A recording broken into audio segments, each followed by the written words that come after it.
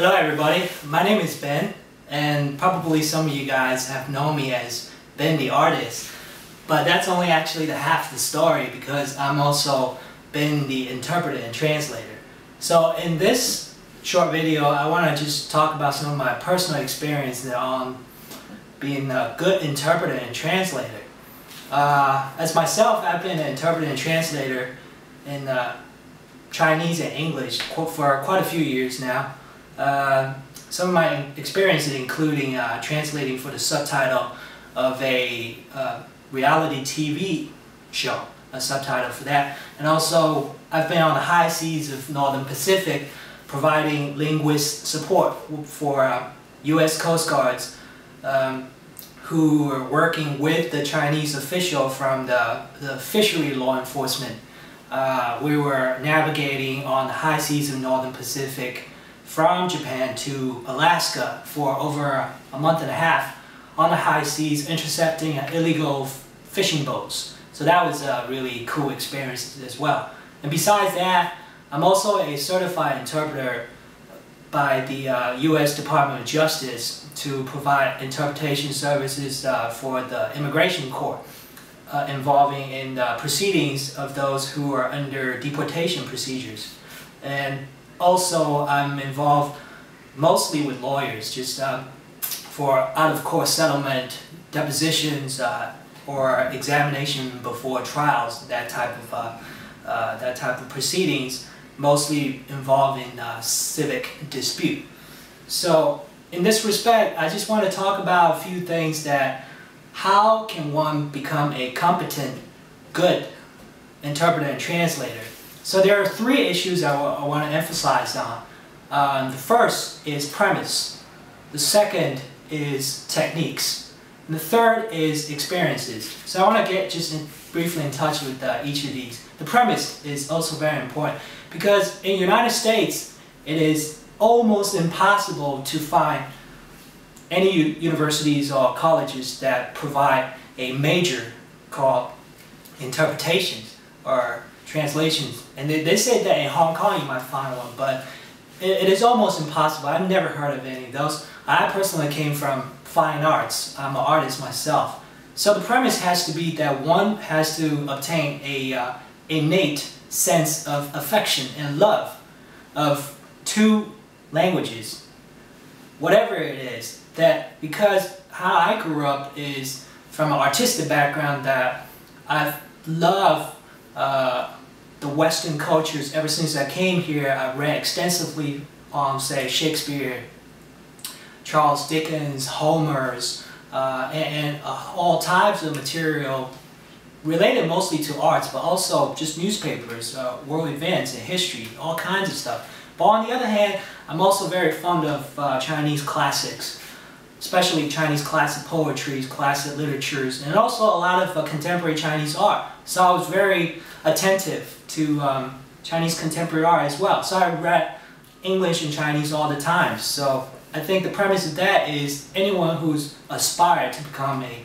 interpreter translator has to be immersed in this bilingual environment all the time as basically just a lifestyle. You have to love the languages. You don't have to be a linguist. As a matter of fact, I don't think any linguists are professional interpreter or translator. But to be professional interpreter or translator, you don't have to come from that being a certified or major in interpretation in any way, but you have to have a fundamental affection of these different languages. And for me, that's just how I am. And the second that we talk about is techniques. Of course, techniques comes with trainings. And how you really develop that, I realize it's also basically just a lifestyle. If you immerse yourself in different languages, and you basically, your brain's operating as if a left hand or right hand mode, and you basically just wanted to become competent and confident And how do you do that is just basically whatever you reach, whatever you do, however you, whoever you speak, you almost have to develop this this unconscious language processing of taking one language and convert it to another. But I'm not saying you have to be robotic as a electronic language processor. As of today, there's no electronic language processor. That's why they still have to hire human interpreter. I believe in the future it still has to be so, because consider all the cultural, social differences where people coming from, having different accents, all that. I don't think any robot is so intelligent enough to process all of those.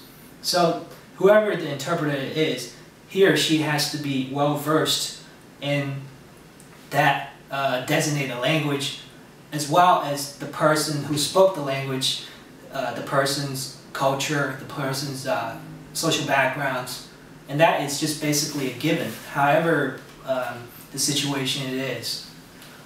And finally, it's just about experiences. Experiences that comes with just accumulating your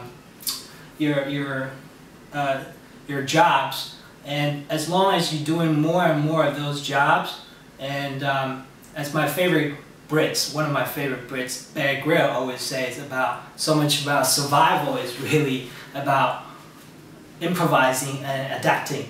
And I believe I should add one more thing on this, is innovating, because everybody has their own way of managing certain things and operating certain things in their own discipline, in their own professional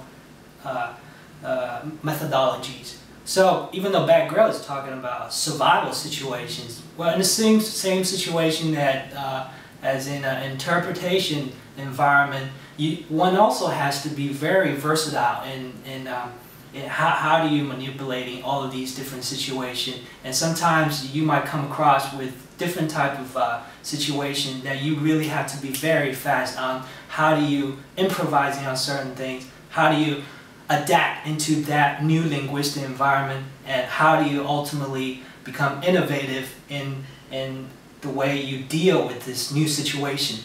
For example, when I was working with the U.S. Coast Guards, all we are treating were these very professional jargons on navigation and maritime jargons, basically. So in the beginning, it's always hard. But as I start to, as day by day start to accumulate it, and I start to be well versed in their vocabularies about, say, navigation speeds, longitude, latitudes, and navigation, how many knots, and that type of stuff. The genius about human beings that you're always very easy to get adapted into a new environment. That same thing goes for a linguistic environment. So for me right now, I'm pretty well versed in these legal terms, in terms of these civic disputes, which is largely involved with injuries, and also immigration proceedings that's largely involved with political asylums. And basically they all talk about similar things. So it is actually not that hard. Not that hard as one might first be apprehensive about. But as long as you emerge in it, it's like learning anything. It's like learning swimming, or learning driving, or learning ride a bicycle.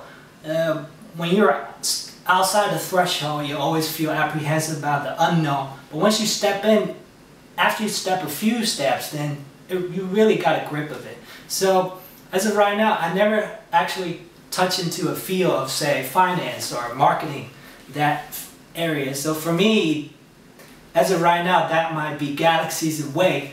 But once you take that challenge and once you dive into it, you start to accumulate a few frequent used vocabularies, and you go along the ride, and for a while, you're actually okay. You're right along the tide. So for me, being an interpreter and translator is also a very exciting job. That just sort of like adds into my personal artistic experiences, as I'm always been very fond of languages, English, Chinese. That's actually two of my favorite languages. But I'm in fun of all languages. I have a very extensive interest in all type of fields. As some of you probably know, also in evolution and paleontology, but that's only just a side. So I just want to share some of my thoughts to you with regard to being an interpreter and translator. It's a lot of fun, and you got to have an extensive stomach to be inquisitive and attentive to everything all the time. Develop it as a lifestyle. That is very important. And being a bilingual is a lot of fun. And being someone like that in that situation is also someone deserving respect. So that is quite a decent profession. So that's my thoughts. Well, thank you for watching. I'll see you guys later. Bye.